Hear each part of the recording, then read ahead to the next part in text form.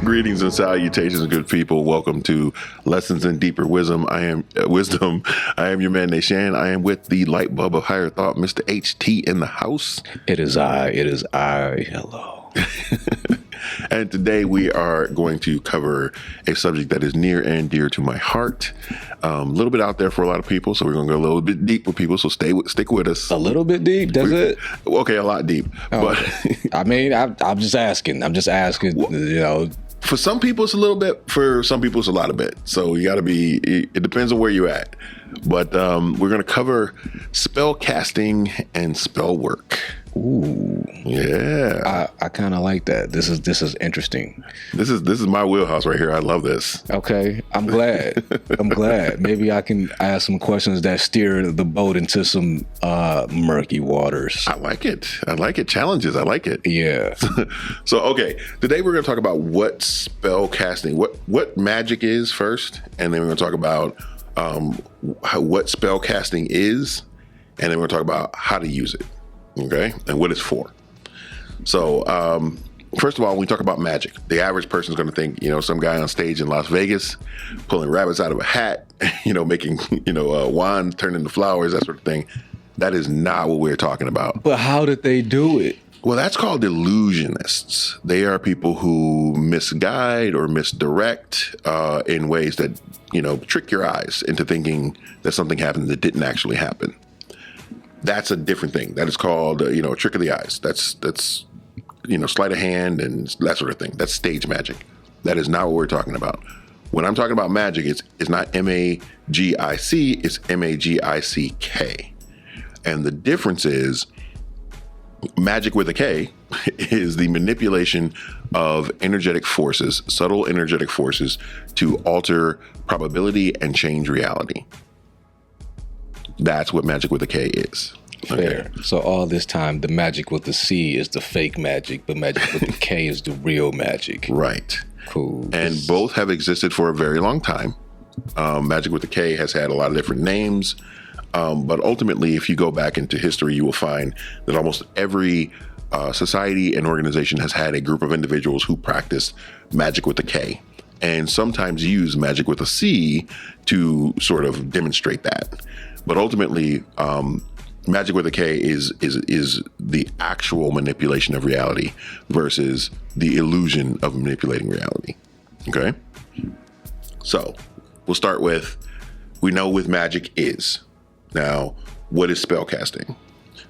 Spellcasting is taking a particular ritual or set of techniques or rules to help the mind focus on those particular energies that magic with a K uses to alter reality. Now, the methods for spellcasting differ drastically depending on societal structures or the magical practice or what particular brand of spellcasting that you're doing. But ultimately, you're talking about the manipulation of those subtle forces. Now, the tools that you use to do it, the methods that you use to do it can differ drastically depending on which particular tradition you're in. So, some people use tools that are very, very important. They are blessed and consecrated at particular times of the year or of the month. Some say you don't need any tools at all, that you are the tool. And some say you need to have celestial bodies in a particular alignment for it to work in a particular way. But all of them are really about the same thing. They're about manipulating subtle universal energies and individual energies to manipulate reality. So that's what spell casting is. Now, how do you do it? Like I said, there's a lot of different ways, but the techniques that I have been initiated into are mostly based in traditions of witchcraft, various traditions of witchcraft, and some ceremonial traditions as well. Now, these are different ways of casting spells. So, like if you're talking about a ceremonial tradition versus your standard witchcraft, there's a difference in the methods. So, like in ceremonial magic, there's stuff I can't talk about, obviously, but there are. It's a secret. Yes, there are secrets there's secrets for how to do certain things, because there's certain things people should not be doing.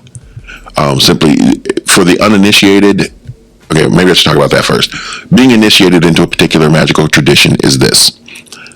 You are taken by someone who knows what they're doing, and they sort of vet you to see if you are serious about what it is you're asking for, number one. Number two, if you have the right mentality for doing this work. Because when you begin to manipulate reality with these energies, it changes reality around you. And it's all based off of who and what you are. If you are aware of who you are, and that means doing serious shadow work and introspection, then you are aware of how you being who you are affects your spell work. And if you are not, then they will not initiate you. So this is basically a way of determining your level of integrity. But not just integrity, but self-awareness. Are you aware of your pitfalls, the things that are truly motivating you to be and do what you do? Most people avoid this sort of work, this shadow work, this internal examination of self. And because of that, the energies that they project are chaotic and sometimes self-harming. If you get into any sort of magical tradition, it is designed to help you augment your ability to alter reality, an ability we all have, but those who are trained in certain traditions know how to utilize. So they will not train you in how to better affect your reality if you are not aware of some of the darker aspects of yourself and some pitfalls that may come up, because all you're going to do is worsen your reality. So if you are self-loathing, per se, and you don't like who you are, and you have serious issues that you are not dealing with, learning a magical tradition will only make them worse. So practicing spellcraft and doing magic will only make them worse. So it's kind of like you can almost kind of equate it to money, right? Yeah. Hey, before I give you this bajillion dollars, I got to figure out who you are, like really truly, because with who you are is going to determine what you do with this bajillion dollars. Because bajillion is a lot. That's a lot. That's a lot. That's. I'm not really sure if you could spend a bajillion in a lifetime, unless you're like just buying planets. But I mean, a cajillion maybe, but not a bajillion. Yeah. There's a difference. But that's what I'm saying. Is like it's when you get a lot of money, it reveals who you are. Yeah, because now you have more access, or I guess we could say power. Exactly. You have more opportunity and power. Yeah, more opportunity, more power to do what it is that you please, and to be able to also possibly have more autonomy to get away with it. Right. And influence over others. That as well. And that importantly, because there are a lot of people who crave what it is that you have, and just as a dealer does with a fiend, you give it. Well, and that's the thing is if you understand, if you look at it, that's a good analogy. So if you look at it like, okay, someone's offering you in a magical tradition the ability to have, just $1 million whenever you want it. Okay, well then, what are you going to do with that? And what does it turn you into? And not even turn you into, because I don't believe that money changes people. I think money reveals people. And it reveals who you actually are. So the whole point behind the initiation process is for you to figure out if this is what you need to be doing, or if you need to be doing some more introspective work and figuring out where your weak spots are. So spellcasting is all about you. And a lot of people don't get that initially, that you are the key ingredient in every spell you cast. Who you are and how you vibrate to the universe literally determines the outcome of your spell. So let's say you want to cast a spell. What are the pieces that you need? You start with you, and you start with you figure out what your energy source is going to be. For some people, it's simply themselves. I use me as my energy source, or there are stones that have particular vibrational energies in them. There are elements that have particular vibrational energies. Whoa. See, now you're talking science, and then you're getting into like the stone. Like, that's a lot to kind of mix into one. Is this all like, so you mean like magic is natural? Yes. 100%. Oh, okay. I just want to clarify. Well, quantum physics is starting to catch up now to understand that, everything is in vibrational movement. The entire universe is vibrating and moving. So from a scientific perspective, they are understanding what the ancients understood 3,000 years ago, that these vibrations can be manipulated. Okay, and they're using sound waves to kill cancer cells, and they're using vibrations to alter DNA. There's all kinds of things that change change reality simply based on vibrational frequencies. Science is catching up to that. Magic, for those who practice these ancient techniques, already knew that thousands of years ago, and they have developed these techniques to help us get into the right frame of mind, because our thoughts are things. Our minds have the ability to vibrate, and our minds vibrate in a way that affects our surround. So if we start with the understanding that these energies are out there, but our mind is the tuning fork, so to speak, of what energies we're trying to get in tune with, you are literally changing your vibration in order to be in sync with the vibration of the energies that you are trying to manipulate. So some people use, like I said, stones or different elements, or celestial bodies, like when the stars are the planets are in a particular orbit around the sun, or when particular stars are in a certain alignment. Ultimately, it's what you're doing is unifying yourself and your energies with the natural flow of the celestial bodies in our solar system. You are becoming in harmony with those energetic vibrations. So really, and I like to say, use your body almost like as a tuning fork, right? Like everything is energy, everything around you. Then you also have your own energetic field. So you're now just tuning your energetic field to the vibration or frequency it is that you want to be reflected in and around you. Right. So you become it, and it is now emitting from you. Yes. So now, because it is emitting from you, when you able to hold that either with a certain amount of power or length and time, it begins to solidify and construct itself within your reality that you're able to perceive. Yes. And the way that happens is the next two ingredients, and these are the two most vital in the way that I teach my students. There are two things that are key to shaping a spell: will and intent. Will is how much you believe in what it is you're doing.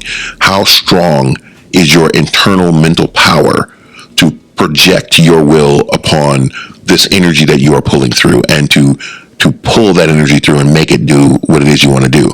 Intent is how you shape that energy, as in, what do you actually really want?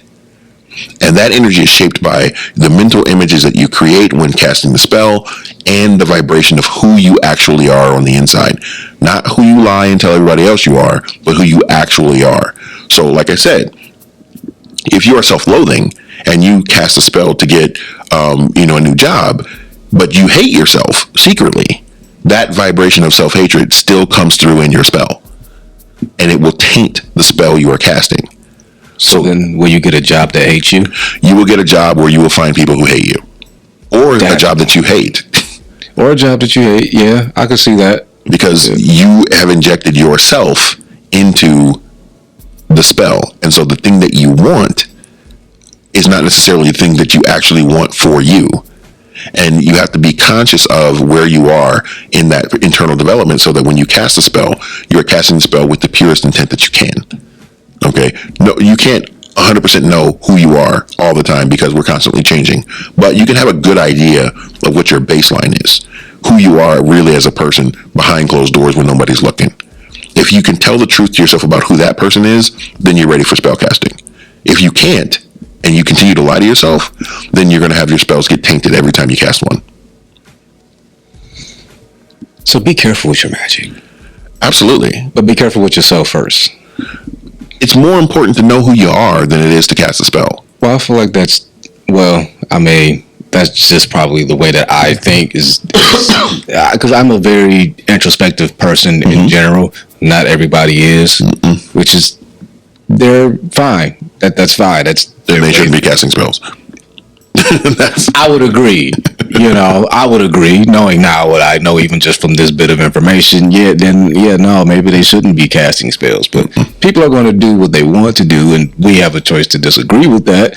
And there are people who know that they are probably in a negative space and want to and choose to cast spell. Maybe they're casting negative spells on purpose, and there are those people. They do exist, but I think that is also the group of people that get the most attention, or that's where a lot of people's mind goes who are not initiated into things like this.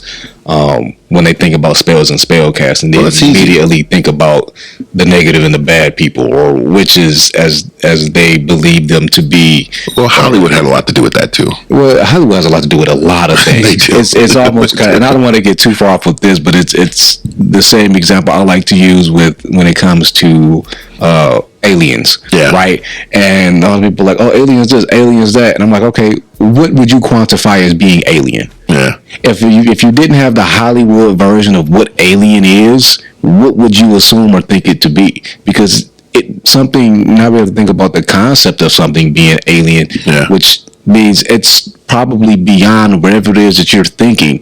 It could be something as small as this, that's invisible, operates in a little ball, but has the intelligence of 5 million humans or whatever it is. You know what I mean? Have a high level of intelligence, and it just operates in that way, and we don't have the ability to perceive it. Who knows? I just made that up abstractly, but something alien could be something very abstract like that. Absolutely. We like to make things look like us, and that's not how things work. And we also like to have a bad guy. Like we've been conditioned to have like a us versus them mentality. So who says that they're all violent? Who says they're here to be negative? Who says that there aren't good ones out there? Who says that? Well, and that's the whole thing. Like you have to know the history of like witchcraft to understand why witches have been vilified. Okay, so much, and why practitioners of magic have been vilified, because they don't want people to know this stuff. I mean, the powers that be can't control you if you know how to literally manipulate your own reality. They can't. Would you say that the powers that be are some of the most powerful, or? Oh yeah, spellcasters. Yeah. Oh yeah. Or would you say that those are the spellcasters? Well, there's a reason why the Pentagon is shaped like a pentagram. There's a reason for that. Okay, there's a reason why. I'm so glad you brought that up. Continue. There's a reason why the governments all over the world have departments of their secret, agencies, CIA, NSA, and whatnot, who actually study the occult and stuff like this. There's a reason for that, because they know there's power in it. And they don't want everyone to have the power in it. So they've, for over centuries, been vilifying it and making it, you're a bad person if you do these things. And God won't like you anymore if you do these things.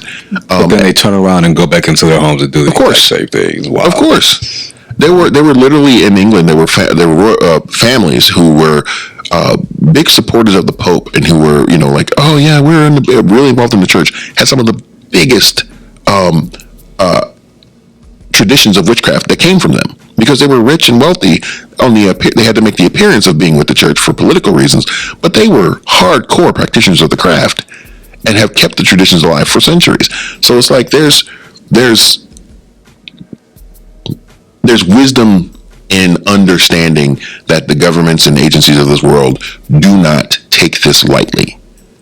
Okay, I don't think they can. I mean, and it's interesting because I feel like the government has, or governments, government entities have probably studied more into spirituality and into the craft than just about any other group that has existed. Well, there's because if you understand these things, you start to get an understanding of how dangerous it is for the population to know it. Yeah, because even like when they were talking about when they were studying psychic abilities within people, like that in and of itself, and that was what, 60s, 70s. Oh no, that's today. Maybe no, I'm saying that's when they first started to begin. Well, maybe right after World War II, because of the Nazis and what they found out there. But it may have been before that if they had any knowledge of it, but maybe not to that high extent.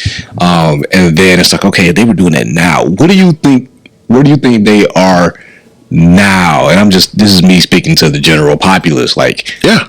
Are we forgetting this? Look up MK Ultra. Oh yeah, that's a common. Well, the average person doesn't know, but for people like us, we know. Okay, but watch the Y Files after you watch our show, obviously.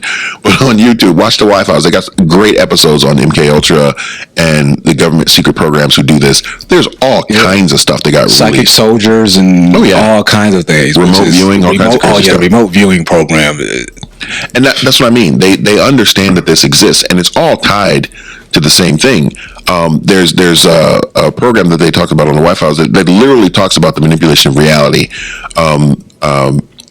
That they call it different things in the memo that went to the CIA, but ultimately what it is magic. It's the manipulation of reality using thought, and they call it other things, but it's literally this. And they figured out how it works, and they branded the report top secret. They were like, no one's supposed to see this, like, ever. And it's been 75 something years before they were forced to release it. And it's a crazy document when you look, for the average person to look at, and you read that the United States government was aware that magic, so to speak, exists, and that we as humans have the ability to manipulate reality, and that anyone can learn it. And they're like, we do not want people to learn this. It's like there's no rules of like, all these people, but not these people. It's like, no, it's just a natural capability. Yep. It's not that someone's born with a psychic ability and they can do. No, everybody can do it. You just have to be trained in how to do it, and that's really what spellcasting is about. It's about getting initiated into a tradition that shows you how to manipulate these energies using the power of your mind. And the reason why they don't want people to use this is because it changes the dynamic of power in the world. When an individual realizes they don't actually have any control over us.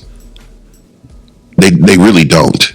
I mean, and you're talking about, well, the government can do this, and we're afraid of them because they really can't do anything to you if you don't want them to, or you don't let them. And that level of power and understanding changes the game. It's like turning everybody into a Marvel character. Sort of, yeah. Or you know what? Better yet, let me reframe from it. Not a Marvel character, an X-Men. Yeah. Like you are like, it's kind of like giving humanity that kind of green light that it didn't know it had. And once you turn that on, you cannot turn that off once it comes to you can't. It will take a very, very, very long time. Almost kind of like how we have forgotten some of that occult knowledge. Forgotten some of that occult knowledge as a grand population, and now we're kind of like relearning again. Well, they clamp down on it whenever people get to be too aggressive with it or too open with it, because, like I said, they don't want the main population to know, because then all the power that they wield over us becomes visibly the illusion that it is. That they use fear tactics and division tactics to divide us against one another.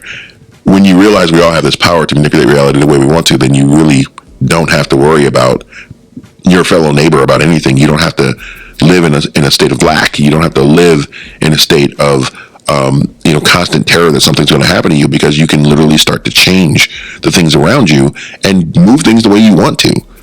And when that starts to happen, people get really nervous when the population does that. For instance, they did an experiment, and I've probably told the story before, but in the movie What the Bleep Do We Know, they did an experiment in Washington, D.C. to lower the crime rate by 40%, right? And they did that simply by having 3,000 people meditate on peace and have them affect everyone around them. That meditation, like you do, is a form of attuning your body to a particular vibration.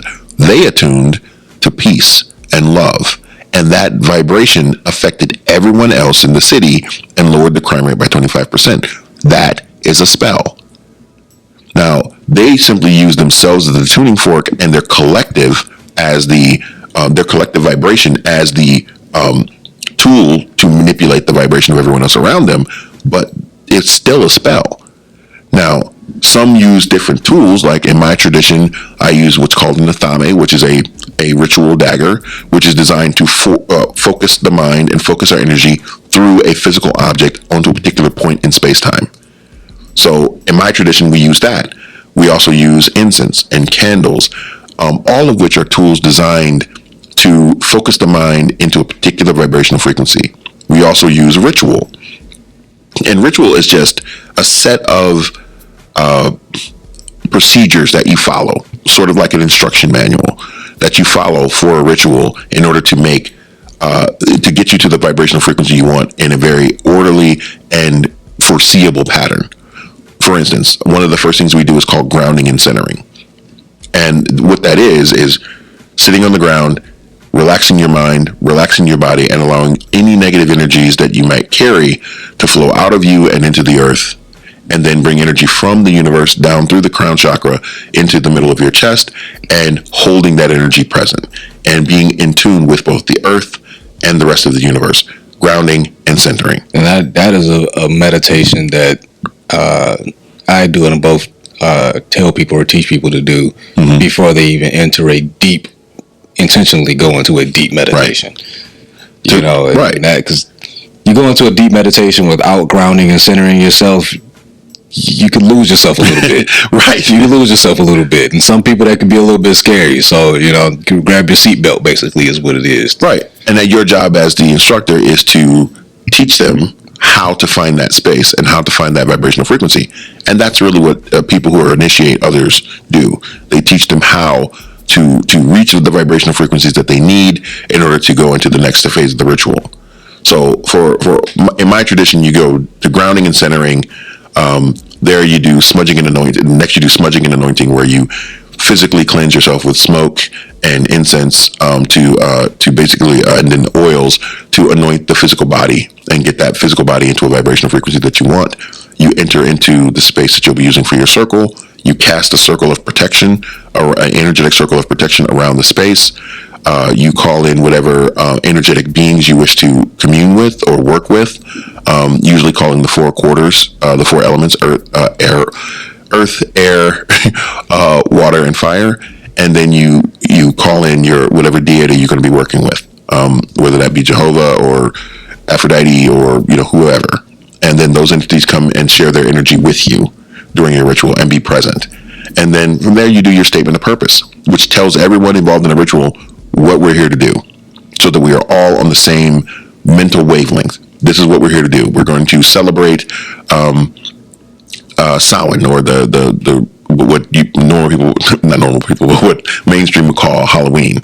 It is the time of year when the veil is thinnest, so we celebrate the dead and those who have passed and our ancestors. We honor them and give them the opportunity to commune with us during this ritual. So you do the statement of purpose, and then you do what's called the energy raising. And you can do that through chants or through drumming or through dance or through song or any other number of ways that you can raise energy to help augment the intent that everyone just stated in the statement of purpose. And then once you've raised your energy, you cast a spell, to do whatever it is you were trying to do. If it's to send energy to your ancestors, then you bring out the portraits of them, or you call their name, or you call them into our circle. Whatever it is you're going to do, then you send that energy to them, and you do whatever it is you're trying to do.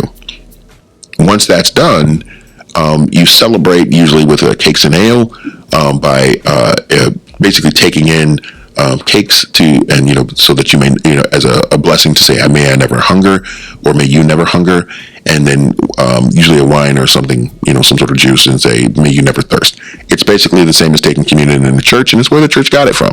So that's where communion comes from. So you do that, and then from there you thank the powers that joined you, and you wish them well, and you send them on their way, and then you close the circle, or you open the circle, and everyone says, blessing to everyone who's here, and then you go about your business. But the purpose of doing it in that way every single time is so that by the time you get to the point where you're doing the statement of purpose, you've already grounded and centered and got your energy right. You've already gone through the smudging and anointing, and okay, now I need to let go of anything that's residual. You've entered the circle, and you know that you're protected and you're safe. You called in the energetic beings that you work with, so you know that you have augmented your power and that you are protected once again from any harm, from anything that may be, trying to do harm to you. And then you do your statement of purpose and say, this is what we want to happen. This is how we are shaping reality, thus the intent portion. And then from there, you raise energy, you enact your will, and you push into reality the thing that you want to happen. And that can be done on a personal level with just you or with a group. Welcome to halftime. Give yourself and your mind a moment to rest. Take a slow, deep breath in through your nose. And slow, deep breath out through the mouth. Focus only on your breath.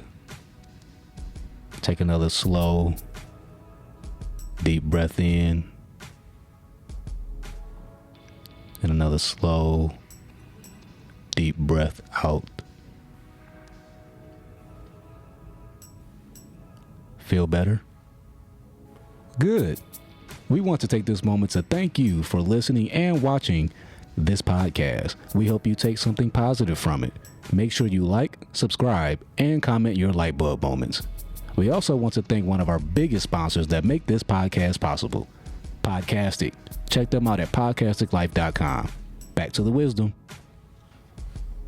So this is almost like like you said, this is more of like a ritual way of spell casting. Mm-hmm.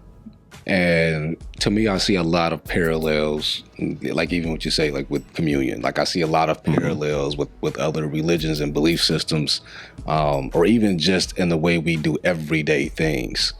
So then the thought that kind of crosses my mind are the spells that we do, because that's a lot of intention. Yes. Right? That's a lot of intention, which obviously makes it more powerful. Yes. But then there's the how much intention do we have on a daily basis for certain things and the way that we think, even if it's small, a small amount every single day brings in some type of consistency, right? Now you create a stream that flows. Yeah. That's energy. At some point, it's going to dam up somewhere. You know what I mean? It's going to collect somewhere. It has to be, because it's a directed thought. And so the things that we kind of create every single day in our reality that we don't necessarily pay attention to. And a lot of it can be subconscious. Yeah. Which really kind of just sits back there because it's a subconscious thing, whereas actively, we might be doing something actively, but we also don't recognize. We might call it a different name. We may say, well, are we manifesting? Or, oh, no, this is a goal. And maybe it's a repetition thing. That ritual is just, it's repetition. Yeah, it's repetition. So we're just swapping terms and words here. Labels. That's labels. The only difference between the two is labels. Like Dr. Joe Dispenza talks about, like where you were saying that setting an intention every single day. He talks about every single day, he starts his day by programming himself to say, show me something in this day that shows that my higher self was enacting its will in my life. Show me something, a sign, something that shows that you were here. And that gives him the affirmation so that the next day to do it again and again and again. And every day he becomes closer and closer to the belief and understanding that this is real and that he can manipulate reality in this way through his higher self. And that's the point of the repetition, is to help you to deprogram yourself from the belief that you are powerless, that you have no control, that you are a leaf in the wind and whatever happens, happens, which is what society has programmed us to believe so that they can control us. Those with power cannot control a being that can manipulate reality unless that being gives up its power to them voluntarily. So is this like a whole red pill, blue pill type thing? Absolutely. That's why I love the Matrix, man. That is legit how it goes. This is very red pill, blue pill, and again, like you said, once you know.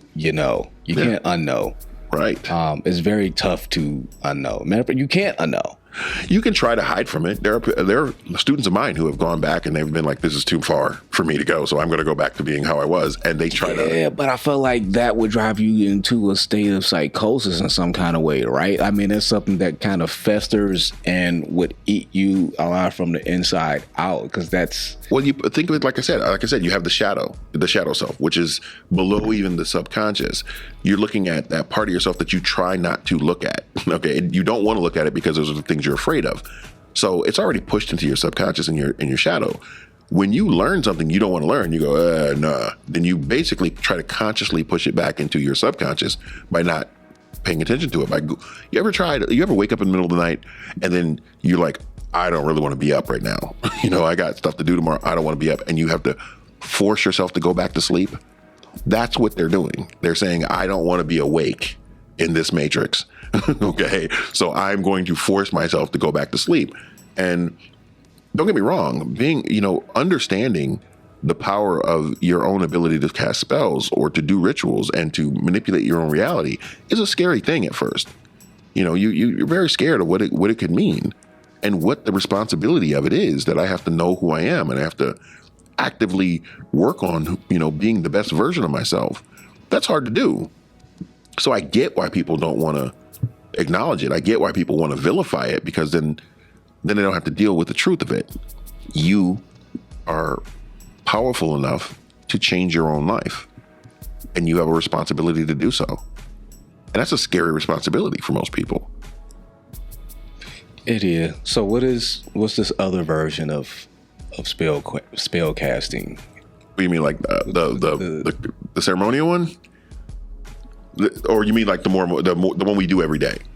So, because now my mind is transitioning to literal spells, like the kind you see on TV and in movies, where I'm going to say this phrase, and this is what will come about from saying this phase, or I got a magic spell book, and this book has the spells in it to be able to create this type of effect. Our spell books real? Yes, they're called. In our tradition, we call them the Book of Shadows. And what this is basically a catalog of the different spells that you've cast, what your results were. Like I said, you got to analyze. Just find out how well it worked and what you think was the hindrance if it didn't, or what you could do better on the next one, and how you want to shape it. So you end up ultimately with a spell book of the different spells that you've done and how well they worked for you. Do you need a wand and all that to do those things? You don't need them, but they help to focus the mind. The whole point of the candles and the ritual, the candles and the incense and the atame or the dagger or the wand or whatever it is you're using, is to help you focus the mind, which is why the particular tradition that you follow depends on the person, because no one knows what's going to work for you. For me, the atame works because I can focus on the point of the atame and understand what it is that I'm doing by projecting energy through it. For some people, they can't use an atame. It doesn't work for them. So they use a wand, or some people use their hand, or some people use a twig they found out in their backyard. It's more or less what works best for you to channel that level of energy. Because there's people who I know who do spells, or it's just one person I know, shout out to Pluto, one of my favorite people, but like they do it with they'll do like jars, or with candle work, or with using natural elements, materials. Oh yeah. And it's cool, but it's almost kind of like the real witchy vibe of like, I'm gonna concoct this and put it in a potion or alchemical formula or something like that. Yeah. So there's so many ways of doing, almost an unlimited ways of doing it. It's almost kind of just, all right, what works for you? Where is it easiest for you to direct your power, your ability, and it's here. Well, and that's the point. Like, I got a friend who's like your friend who does the cans and jars and whatnot. I got a friend who's a kitchen witch, and his magic is about cooking. And during the process of actually cooking, he puts energy into the food that he creates in order to create a particular effect and to help and heal those whom he's cooking for, people that he loves. Yeah. Now, see, that is is the same as when we go home and we want mom's or grandmom's cookie. Yeah. You know, there's a reason. It's different. Yeah, it tastes different. It tastes different because it's different. Yeah, there's something different about when someone that loves you, and they cook that food with love. You know what I mean? There's a difference. You know, there's some dishes that I make really well, and people are like, yo, like, how did you do? Like, I don't know. I just really enjoy the process of doing it, and sometimes I really enjoy cooking for people. So like, yo, I want to put something in there for you. Yeah, a little extra love in there. That's why I will not let my wife cook for me when she is mad. I will not let her cook. That's dangerous. See, it's dangerous. But I'm not saying she's going to put anything in it. I'm saying that she's going to put something in it, or the lack of putting something in it. It's the energy that you're putting exactly. in. And that's why I want her love chicken. You know, because what kind of energy is in fast food? There is no energy in fast food. There's the I don't want to be here. Yeah, you're gonna get I don't want to be here on the side on your burger with the ketchup. Like exactly. You're gonna get I hate this job here. You're gonna get I gotta go do it. What I gotta mop this floor is gonna be all in your French fries. Exactly. That's not real. This is why the shake machine is always down. Like what is with the goddamn shake machine? Somebody needs to cast a spell. It is always broken. No matter where you go. Somebody cast a spell? I think they might have. Did somebody get mad at their milkshake being terrible and then cast it? I hope that all milkshakes. Yeah, I hope all milkshake machines are broke. Yeah, I'm a cast spell every time. Every time somebody comes to get a milkshake shaking on me now. It's like, wow. But that's what I'm saying. Is like you want to. You're right. There's different ways of going about it. You know, like I mostly do energy work for me. I don't normally need a tool to do a thing. Because I had a situation where my wife and I were driving down the road, and there was a group of young people on motorcycles, and they were flying through traffic, and we saw them coming up from behind, and I saw this car in front of me getting ready to change lanes and was going to hit this motorcycle that was coming up from behind. And it was like I wasn't even paying attention, to what I was doing. And this was early on in our relationship. And she saw me just kind of just take my hand and just flick it that way. And then the car, sorry about that. And then the car actually veered back into the lane. And she was like, "Did you just?" I was like, "Yes, but don't worry about it." Okay. And so then the motorcycle flies by. The kids do not die. And she's like, "Do they even know?" I'm like, "No, they're not going to know. That's not the point. The point of using what is our natural ability to do is to make the world better, to help where we can, to stop living in this idea of powerlessness that we don't have any way to shape reality, and just realize that we do, and then actively do it for the benefit of ourselves and others." So that's why the initiation process is so important. You got to know why you're doing this. I don't practice magic to have power over people. I don't need power over people. I want to have power over me, to wield, to shape this reality the way I want, rather than take something from somebody else. I don't need anything from somebody else. I have everything I need. I live in abundance. And if you realize that and you understand that, you don't need to take advantage of anybody else. You don't need to use people. I'm glad that you think that way. Because there's a lot of people who don't. I mean, power is a dish that a lot of people are hungry to eat. Yeah. And it can get to the point where it's addicting. Yes, it can. And having that type of power could be very dark, which you're going to have. You're not going to completely eradicate it. It's just not possible. So, but there's consequences. And and that is the part where it's like, at what point do they get those consequences? And if they do, like, are they aware of that? Okay. This is what I teach my students, so that we're clear. I do not teach people dark magic. And by dark magic, I don't mean, the left-hand path or whatever. I do not teach it because I understand the consequences of practicing darker magic. And by dark magic, I mean that magic that is harmful to other people and to yourself. There are two forces always in contest in this universe: creation and entropy. Entropy is constantly breaking down and destroying this reality. Creation is always building up and creating this reality. And the balance of those two forces exists within all of us. So we are literally, even if you're talking about just a physical manifestation, our bodies are constantly growing And meanwhile, our body is constantly dying. And it's that balance that keeps life continuing. Your body literally replaces itself every 7 years.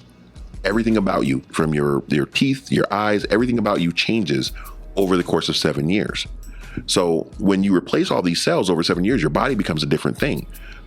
Understanding that those two forces are constantly at bay, are constantly at contest, helps you to understand when you are wielding these energies, you are aligning yourself with one or the other. You choose by your intent and by your will which forces you align yourself with. That's why I said the first thing is energy. You have to attune to which energy you're trying to, become in vibration with.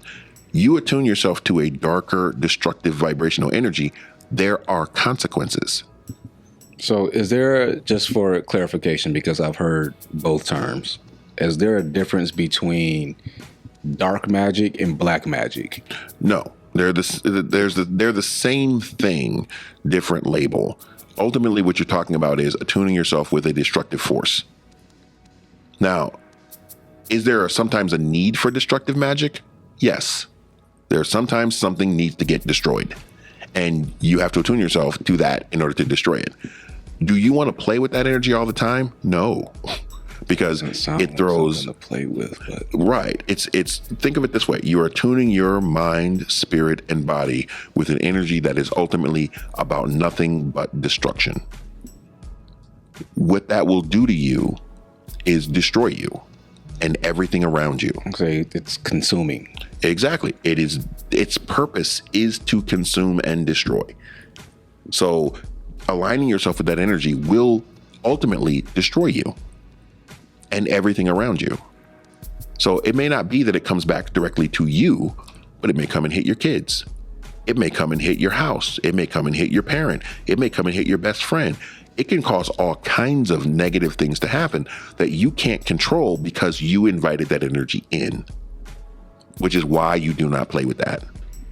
Now, creative energies, same thing. But it's building and about abundance and about creating new things and expanding and making the world better and different and more abundant.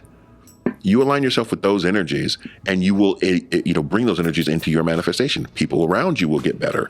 Things will happen that the people will enjoy. There will be happiness and joy because those energies are aligned with that particular vibration. Destructive thoughts, destructive, negative, beliefs are aligned with these darker, destructive energies. You focus on those, and they will destroy you. Just like self-loathing will destroy you. It will, and even if it doesn't destroy you, it will limit your opportunities. It will destroy opportunities and situations that might benefit you, which is why I don't teach that, because there's enough darkness in this world. We don't need any more. Most people are fighting against the darkness that the society automatically indoctrinates us into, and the beliefs that come along with that we are less than, that we are broken, that we are born into sin, that we are ultimately bad people. Most people have a belief like that already and are fighting against it just to survive. Most people need to focus on the better aspect of self and the more beautiful, divine aspect of self in order to combat that, just to be able to cast a spell that's clean. You know what I mean? Yeah. So because we got about maybe 10 minutes. Man, that went fast. Maybe 10, maybe 15. You can maybe push it. But this is something that I like to touch on when it comes to spells and spell casting, because this is a belief that I hold. Feel free to correct me or contest. Okay. Where it gets into, because words are forms of creating vibrations. Yes. Right. And so I think this is the common one that most people kind of subscribe to, is that words are spells. And that's where you get spelling words. They spell things. That's a way of looking at it, yeah. These letters are symbols or sigils, as you could say. You know what I mean? Are. And these are, again, we're just changing labels. These are the same things. We just label them and call them different things. These little squiggly wigglies that you're writing down are sigils, and you connect them together to create words, which are spells because they create a certain reality based on their meaning and vibration. They are thoughts. They are thoughts, so that are being transcribed, that are being made physical. And so now when you so much as speak them or bring them into place, they are now emitting this frequency that at some point will solidify or at least convey one thought to another. Absolutely. And so now two people believing in this thought or cohering, with that, having a conversation with these thought patterns and sentences. Yeah. Because now you have sentenced yourself to these spells. Okay. I don't know. That's more of the wordsmith than me bringing. But I dig that. You create a sentence with a period or a comma to add an additional to, or a period where, hey, this is it. This is where it stops. This is where it ends. Or you can put a lot of energy into that spell with an exclamation point, which makes it a little bit more powerful. So it comes with a oomph. It creates the thought and understanding and emotion in the individual who reads it and understands it. And you are literally, that's the energetic transfer of sorts. Yeah, no, I get you on that. And so that being said, this now translates into how do we now use these put together? Music. Vibration. Music as a heavy vibe like that. Music without words. Absolutely. Is a spell. Yes, it does. Yes, it is. And it can also, it's easier to influence people with music. It's so easy to influence people with music. Absolutely. Look at what a DJ does to a crowd. It's Absolutely. Energy manipulation. You are crowd control for a reason. You can change the entire way of people think by the music you play. Yes. And that's power. And so now imagine the same 5 songs that are being played on your hip hop station every day. Who listens to the radio anymore? Dominant. I mean, but okay. Well, in general, what are the main artists in music that's being pushed? It's like even today, like I ask, like when I'm at these schools and stuff, sometimes I'll ask them because I do there is a music based meditation that I actually do with them sometimes that helps with focus, and I try to talk to them about how music can affect their mind and whatnot, and what it is that they focus their attention on, even when they're not paying attention, what can be put into their subconscious mind as a dominant thought without them knowing. And so I'll ask them, okay, well, what music do y'all listen to? Who are your favorite artists? And they'll say who they are. And most of the time it's not the best music, because I'll say, all right, well, if those are your favorite artists, well, what are the dominant thought? Like, what do they talk about the most? What do they talk about the most? And they say, shooting people, killing, drugs, money, women, money, like, and it's like, yeah, do y'all think that affects you at all? Do you think, like, so now what do y'all think about? Well, what do you think life actually looks like?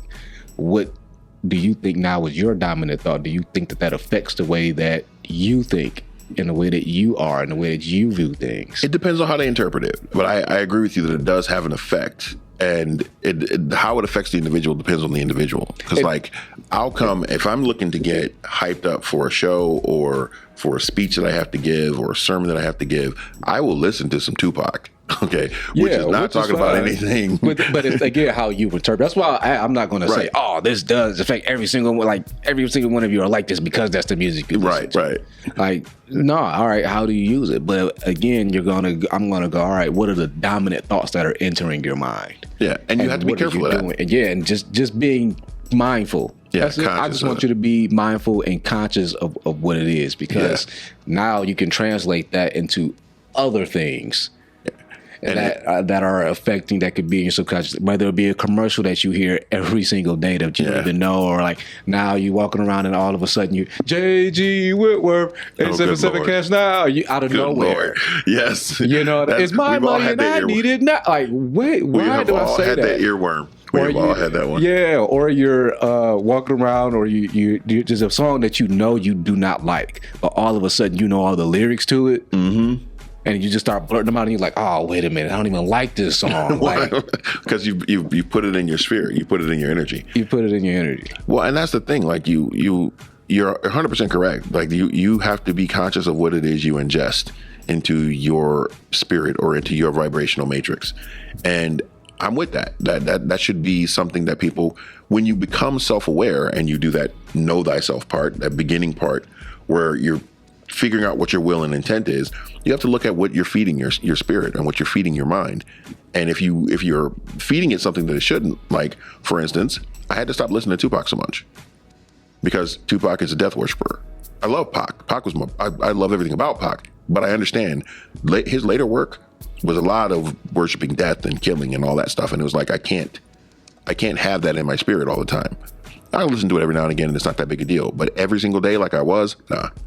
His whole album, Me Against the World, was literally my depression. Was one of my depression albums. I could listen to the whole thing. Oh man, because it's dark as hell. There is an artist. I'm not even going to give his name. I'll tell you off air. But there is an artist out. I guess you could say rap, R&B, and literally all of his music is just depression. Right. It is just mega depression, and like people are like, oh, but it's relatable. Yeah, but like, how do you feel when you listen to it? Exactly. Like somebody relates, to depression. Exactly. You don't feel lifted just because somebody like acknowledges, yeah, I feel depressed too. It's like, no, but that doesn't get you out of it. That's not where you want to stay. It takes you deeper into the pit, and that's what I had to avoid. I love Pac. I will forever say he's one of the most prolific artists that have ever lived, much less just in the rap game.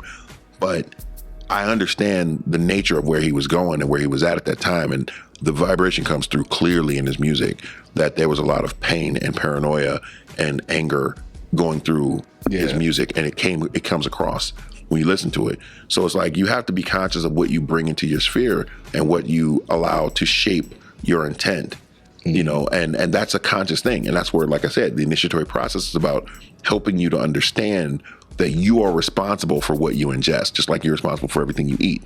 And you have to be conscious of what you're bringing in because it will affect the spells that you cast. So like when I tell my students, like if you want to get started, how do you get started in spell casting? The first thing I recommend that they do is read Raymond Buckland's Big Blue Book of Witchcraft. It is a big blue book that literally it gives you history and then gives you at the end of each chapter, a section where you have to write in what you think about that particular chapter and what your belief is about the subject that you were talking about, so that you have a greater understanding of what you actually think, what you actually believe, and what's going into shaping your intent before you ever get to casting any spells or doing any work like that. And that's a good starter book to get you going. And that's the whole point. Figure out what you actually intend to do with spellcasting and why you need to cast spells, what it is you're trying to create, and then go about, creating it, shaping your world the way you need to. They agree. I love it when they agree. I like that. Shout out to our crowd. Shout out to the crowd, man. Well, we're coming up on time. That was fast. Yeah, it was. I like that subject. I really do. Yeah, time flies when you're having fun. A lot of fun. Can you cast a time spell? Don't do temporal magic. See what I did there? Okay. For the record, I have done temporal magic before. Okay, and I do it very, very sparingly. It is not something you want to play with because you can end up doing some serious damage to your day, okay, by playing around with the clock. Do not do temporal magic until you have a full understanding of what you're doing. What if I would just want to like slow it down and be like Quicksilver, right? When he was like, that is awesome until you realize that your metabolic rate does not go along with that particular spell, and you will end up spending hours in moments and then be very hungry on the other end of that moment. Like, wait, why did that seem like that took all day? Because you slowed down time for you. Why does it seem like this, if you don't know how to counter the spell you've cast, don't cast it. So it's like time slowed down for you to make it your 2 minutes, 8 hours. Not quite that dramatic. But yes. So now afterwards, you still had 8 hours. So now you're starving like you haven't eaten in 8 hours. Right. And it's only been 2 minutes and you just had that happy meal. Well, like for instance, I was late to work one day. And I was like, crap, I cannot be later. I'm going to get written up. So I straight up cast this temporal spell to slow down time for everyone else but me, so that I could take that 15 minutes that it was going to take me to get to work and stretch it out to 2025 so that I could make it on time. and it worked. So 100%. you essentially could eradicate CP time. You know what? Don't even go there. I'm just saying. If enough people start practicing, yes, you could. But like, I don't recommend it because I literally cast that spell and it slowed down time.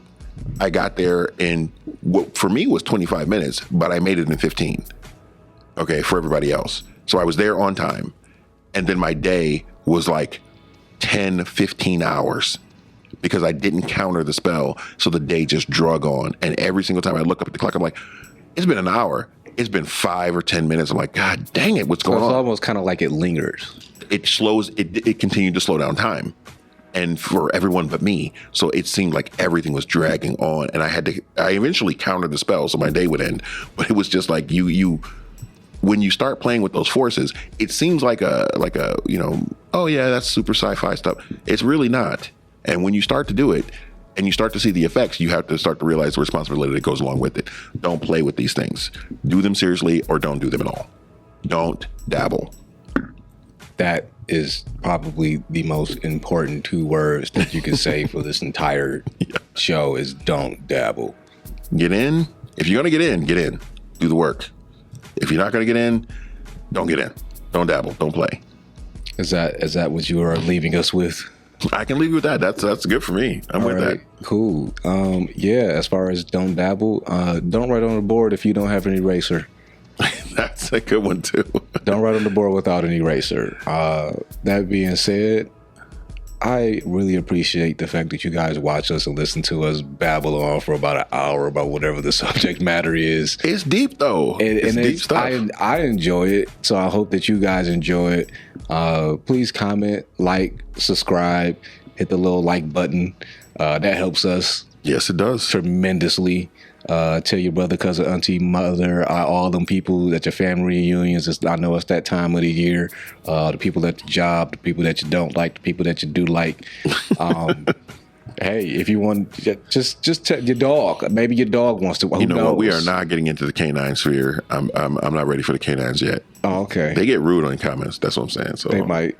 Just a little bit. They get a little aggressive. But yeah, comment, like, subscribe, continue listening. We greatly appreciate you guys. And that being said, think higher and follow the light bulbs. We'll see you for the next one. Peace out.